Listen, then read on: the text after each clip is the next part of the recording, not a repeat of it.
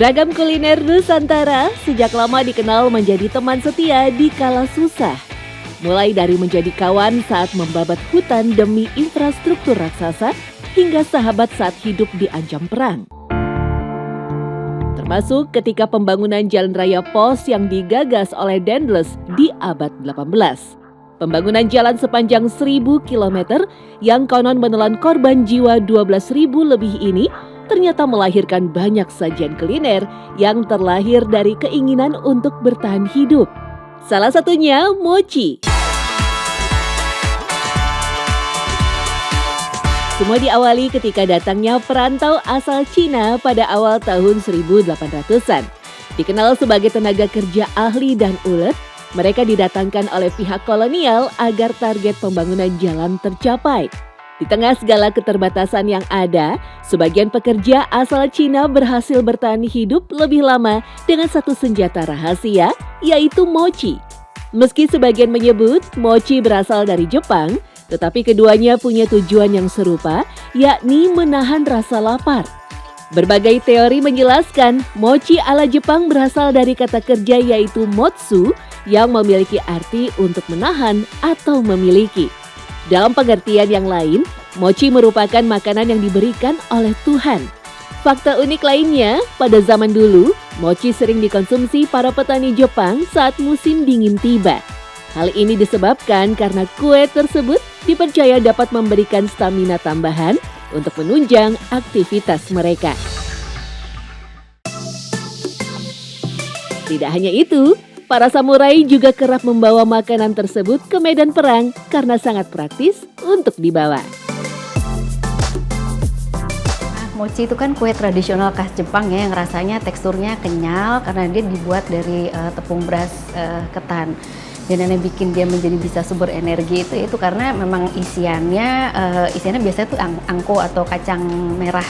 Jadi kacang merah ini yang udah diberi gula, dimasak lagi, dan itu kan jadi gula ini sendiri dan kacang merahnya ini bisa sebagai sumber protein dan karbohidrat.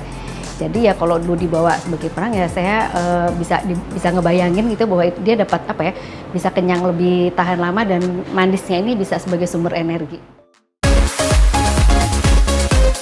Selain itu, ada juga cakwe berbahan tepung beras, ragi, dan air. Cukup digoreng sesaat, makanan ini diperkirakan bisa dibuat dengan waktu singkat tetapi mampu bertahan lebih lama. Uniknya, di Cina sendiri cakwe dikenal sebagai makanan rakyat yang ketika dilafalkan mirip dengan kata hantu yang digoreng. Saat itu di era dinasti Song pada abad ke-12, masyarakat Tiongkok sangat marah dengan Perdana Menterinya Qin Hui. Di saat yang sama, seorang pedagang sedang mencari ide untuk menjual makanan. Ia kemudian menggoreng 2 adonan tepung yang ia bentuk seperti manusia yang saling memunggungi. Jika digoreng, adonan itu pasti mencuat ke permukaan. Tak disangka, dengan lantang ia berteriak, "Dijual Hui Goreng!" yang merujuk kepada nama sang Perdana Menteri. Cakwe pun langsung populer, bahkan bentuk 2 adonan yang saling memunggungi itu dianggap sebagai simbol digorengnya sang Perdana Menteri dan istrinya. Kini, ratusan tahun kemudian, keduanya tetap menjaga kehidupan orang di Nusantara. Mochi kini dikenal sebagai makanan khas Sukabumi, Jabar. Cakwe bahkan lebih masif. Keberadaannya merambah di seluruh negeri. Dari dijual di kaki lima, topping bubur ayam, hingga berbalut coklat hingga keju di kafe populer. Di Cianjur, kehadiran perantau Cina melatar belakangi hadirnya tauco. Dibuat dengan bahan utama kacang kedelai, kuliner fermentasi ini laku dijual sebagai penyedap rasa dalam soto ataupun sambal. Proses memasak tauco menggunakan kayu bakar hingga direndam garam di dalam gentong. Pembuatannya bisa membutuhkan waktu sampai 3 bulan sebelum disantap. Meski rasa aslinya adalah asin, tauco Cianjur menambahkan cita rasa lokal dengan rempah dan gula Jawa sehingga digemari oleh masyarakat. Nah, tauco itu kan lidahnya orang-orang Indonesia ini kan udah sangat kenal banget dengan yang namanya kedelai. Dan tauco itu adalah dari fermentasi dari kedelai yang memang terjadi dari akulturasi dari Tiongkok di daerah-daerah tertentu seperti Sumatera, di Medan, di Kalimantan, dan di Cianjur ya. Nah, makanya itu makanan yang dengan tambahan tauco buat orang Indonesia dengan cita rasa fermentasi, lalu asin, gurih itu sangat bisa diterima. Dalam periode yang relatif serupa, berjarak sekitar 100 km dari Bandung, Sumedang juga punya jagoan berusia lebih dari seabad warisan perantauan dari Cina. Ya, mungkin tidak ada yang lebih terkenal dari Sumedang selain tahu yang melegenda. Kisah itu diduga kuat tidak lepas dari periode emas Sumedang saat dipimpin Pangeran Arya Surya Atmaja di akhir 1800-an. Ilmu agama Arya Surya Atmaja juga terkenal kuat. Dia bahkan dijuluki Pangeran Mekah karena wafat saat menunaikan ibadah haji di Mekah pada usia 70 tahun. Ragam keteladanan itu membuat masyarakat yakin setiap perkataan sang bupati pasti terkabul. Sacidu metu, saucap nyata. Atau sekali meludah berhasil, sekali mengucap jadi kenyataan. Tuahnya tersebut juga hadir pada tahu, makanan buatan Ong Kino dan istrinya. Suatu hari dalam perjalanan menuju tempat peristirahatannya di Situraja, Sumedang, Surya Atmaja mencicipi tahu buatan Ong Kino yang dijual di depan rumahnya di pinggir Jalan Tegal Kalong yang kini menjadi Jalan 11 April di sekitar tahun 1917. Saat itulah tuah itu meluncur dari mulutnya. Makanan ini enak, kalau dijual pasti laku, kata Surya Atmaja saat pertama kali mencicipi tahu goreng tersebut. Dari awalnya sebagai kuliner obat rindu pada tanah leluhur, tahu Ong Kino dikenal masyarakat Sumedang. Akan tetapi selain restu penguasa dan proses pembuatan yang benar, keberadaan alam Sumedang juga menjadi kunci penting. Berada di kaki Gunung Tampomas, Sumedang tidak pernah kekurangan air tanah. Kualitas air Sumedang sangat cocok untuk membuat tahu. Sama seperti kebanyakan daerah penghasil tahu di Cina Selatan, air di Sumedang berkalsium, membuat tahu kenyal tanpa pengawet.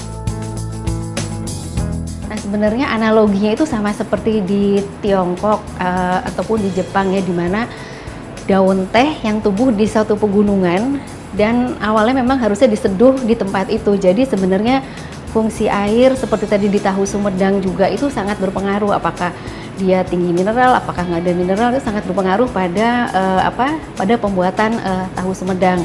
Makanya di Sumedang konon kabarnya memang airnya sangat bagus ya kualitasnya, lalu dari air tanah, dan itu sangat mempengaruhi kualitas dari tahu Sumedang yang meskipun nantinya digoreng dan mempunyai cita rasa kulitnya lebih crispy daripada tahu pong, itu sangat berpengaruh dalam pembuatan tahu.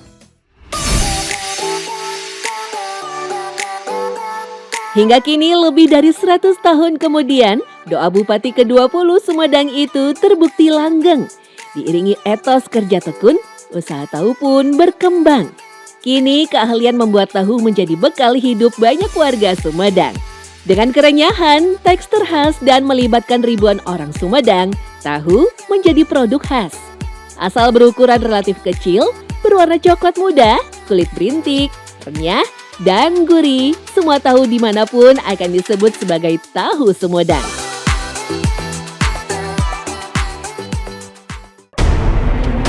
Tak hanya para perantau Tionghoa yang punya kreativitas, masyarakat pribumi juga mampu beradaptasi dengan kreativitas yang membuat mereka bertahan dengan zaman. Bahkan pada periode pembuatan Jalan Dendles inilah, kisah restoran cepat saji ala Indonesia tercipta. Banyaknya pekerja yang terlibat di mega proyek kolonial membuat masyarakat di beberapa kota membuat warung dengan pelayanan cepat untuk para pekerja bujang yang butuh asupan energi. Di Cirebon tercipta warung nasi Jamblang yang dimulai dengan menu nasi, sambal, tempe orek, ataupun ikan asin. Orang Tegal pun memiliki hidangan ini dan disebut nasi ponggol. Bahkan di warung Tegal, menu cepat saji dengan porsi nasi besar inilah yang kini bertahan bahkan sampai menguasai ibu kota. Sejarah yang diawali dari pemenuhan kebutuhan pekerja kolonial bergeser menjadi kebutuhan pekerja di ibu kota. Jadi sebenarnya nasi dengan udah ada beberapa lauk pauk. Dan yang paling umum itu kan sebenarnya kadang-kadang kita orang Indonesia mencampur karbo dengan karbohidrat ya. Jadi ada nasi lah, ada bihun. Lalu yang paling simpel itu adalah mungkin tahu, lalu tempe orek gitu ya, lalu telur dadar atau telur ceplok. Jadi itu yang menjadi cikal bakal seperti di warteg itu kan ini nggak mungkin hanya menyajikan hanya nasi dengan mungkin 2 lauk, jadi ada banyak lauk gitu. Dan memang ada beberapa cerita bahwa sebenarnya nasi dengan berbagai macam lauk ini kan sebenarnya tadinya kalau di daerah Jawa Timur itu untuk para pekerja dulu ya, kalau di jalan di Dendels itu ya, dan akhirnya berkembang banyak orang beli, akhirnya menjadi naik tingkat, semua orang bisa menikmati. Begitu juga di Jakarta kita menemukan banyak sekali warteg karena memang digemari dengan harga yang lebih bersahabat gitu ya. Orang bisa milih nasi dengan berbagai macam lauk sesuai dengan seleranya pembelinya ini.